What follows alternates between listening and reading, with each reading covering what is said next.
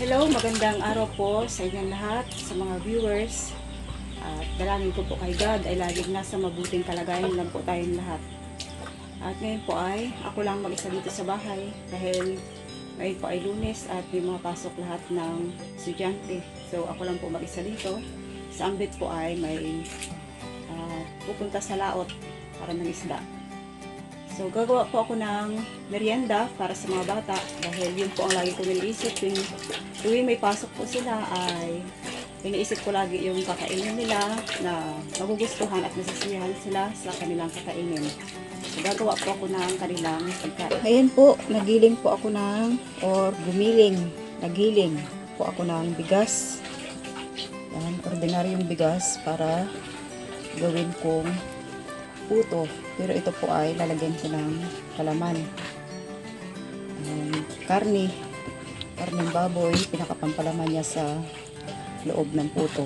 Ito pong bigas na ito ay gabi ko pa binabad. Buong magdamag ko po siyang binabad para sigurado akong umalsa o humilab yung bigas na gagawin kong rice cake. Yan. Ito pong sugar ang ginagamit ko, white sugar. Ang bigas po na ito mga kasister ay tinitimbang ng mga 1 kilo higit lang. Tansyado ko na po ito. Saka yung lalagay kong asukal ay tansyado ko na. Nasa sukat ko na. Ulit dahil ito po ay gagawin kong pang merienda lang. Ay gusto ko po ay hindi masyadong matamis. Lalo kung ang mga bata ang kakain.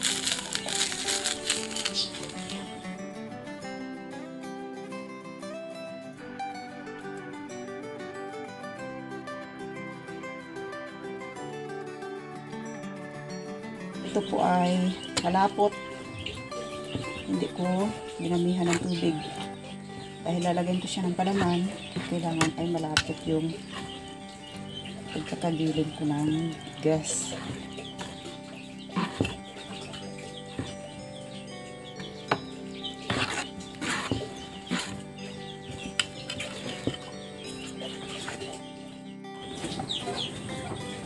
Lalagyan ko po lamang ng kurok ng asin para bumalance yung lasa, yung tamis. Para mas maging malasa yung gagawin kong rice cake. Lalagyan ko po ng baking powder. Ito po yung ginagamit ko.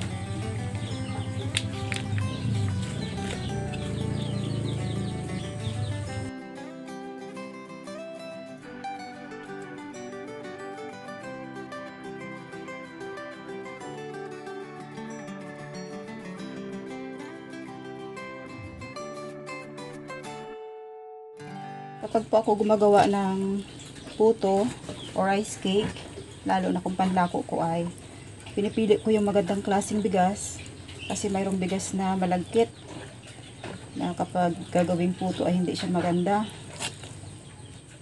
sticky. So naghahanap po talaga ako ng bigas na maganda, yung hindi sticky na bigas kasi yun po yung magandang putuhin o gagawing rice cake. Tapos hahayaan ko po muna ito ng mga 1 oras para tumalab yung baking powder para umalsa yung bigas na gagawin kong rice cake.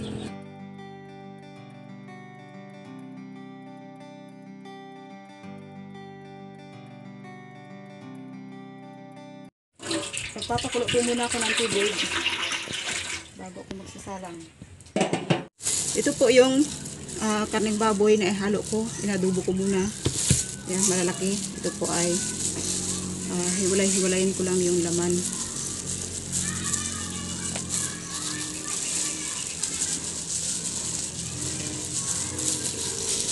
Okay na?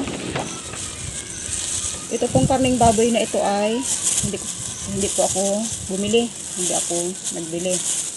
Ito po ay dala na ambit kasi si ambit po ay tumulong sa kanyang kaibigan sa pagkatay ng baboy. Binigyan po siya ng 1 kilo. 1 kilong baboy na karning baboy yung ibinigay sa kanya. Kaya ito niluto ko. Gagawin kong panghalo sa rice cake.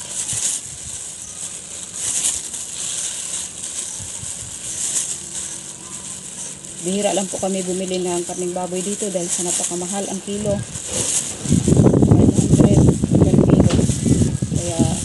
bumili man ako ay yung sabik na, tsaka konti lang.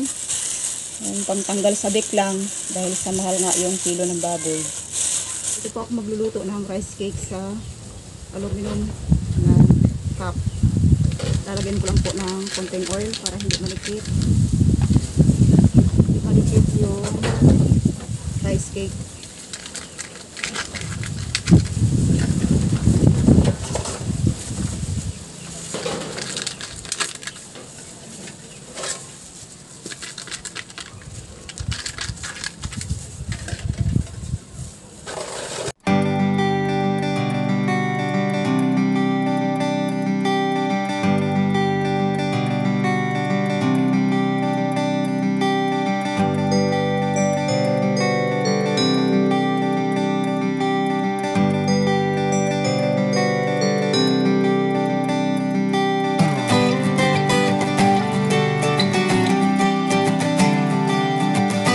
Ayan po, kulo na yung tubig at pwede na akong magsalang. Ayan po at hilab na yung, umalsa na yung binabad kong mixture na bigas para pang gawing rice cake. Ayan po, kung nakikita ninyo ay yung pinakang bubbles niya. Ayan. Ibig sabihin po niyan ay hilab na yung bigas. Umalsa na.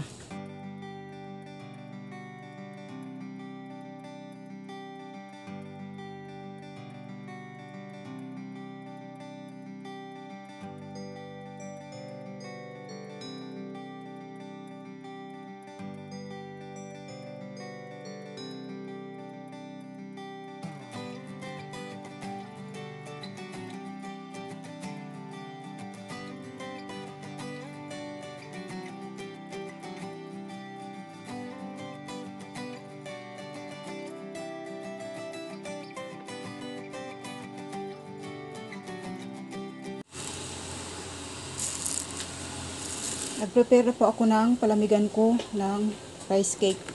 Lalagyan ko po ng tubig. Yan. Para dito ko ilalagay yung rice cake. Na kapag malamig po siya ay madali na siyang tanggalin. Inuurasan ko po itong pagluluto ng rice cake ng hanggang 15 minuto. 15 minutes. Try ko pong tingnan kahit wala pang 15 minutes. Titingnan po kung umalsa yung rice cake. Ayan. Tumaas yung nilagay kong karne. Ayan. 15 minutes na po ito kaya sigurado akong luto na. Pasensya na po kung umuuga yung pagbibideo ko dahil wala akong tagahawak ng video.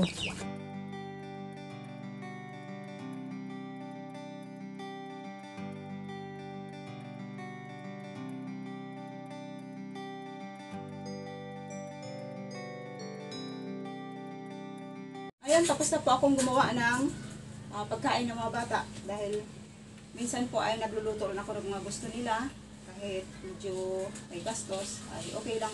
Masaya po ako basta magustuhan nila yung pagkain lulutuin ko. So, kakain na po kami. Pag-pray na. Pag-pray.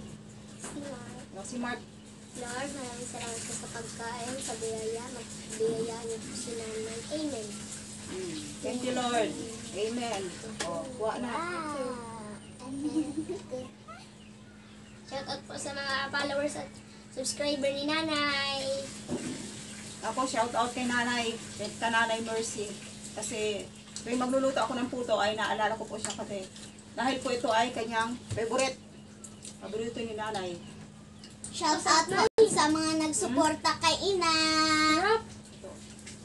Ito lang. Ano kami? Gumawa rin po ako ng malaki. Wow! Sobrang laki niya. Ano kami na sarap. Daw kanin to may ano ulam. Oo. Kahit di na kumain ng kanin kasi ito na may kanin na, may ulam pa. Sarap ng ano na karne tas puto pag pinagsalo. Sarap. Uy, may nagulong na. Ako pag ako nagluluto, hindi ako nasasarapan. Ako gusto ko yung magluto. Kain po tayo. Wow.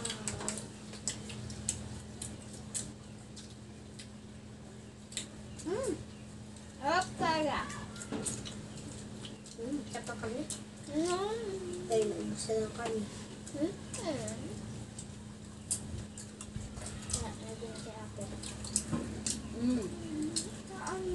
Wag. Wow. Dahil marami po yung ginawa ko, mag-share ako sa mga kapitbahay. Ito na yung sasalamat ko dahil matataas yung nakuhang grade ng mga bata nitong second grading. Tuwang-tuwa po ako kaya gumawa ako ng merienda, masiyahan sila.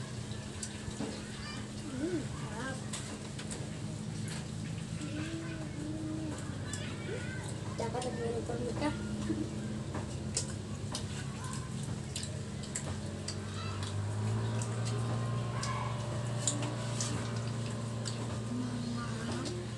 Baka gusto to ni Madam. Bigyan mo si madam mo. Shout out her. Si Indian naalala niya talaga yung madam niya kasi favorite daw ng madam niya yung rice cake. Dalhan mo siya.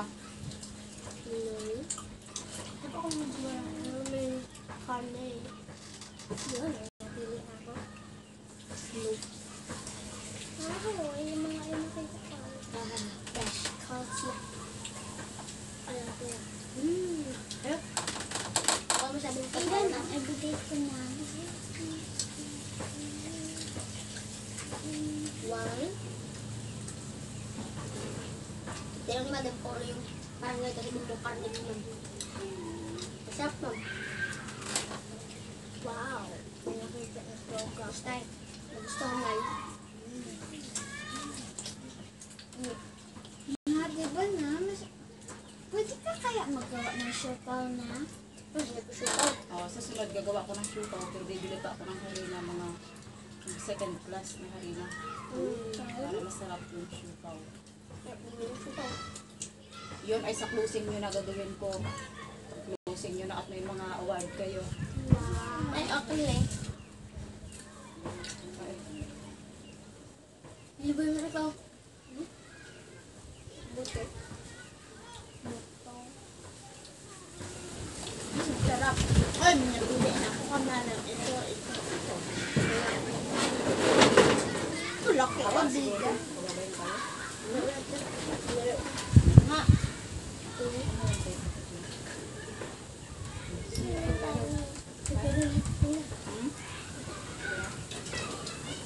So ayun po, tuloy yung aming kainan.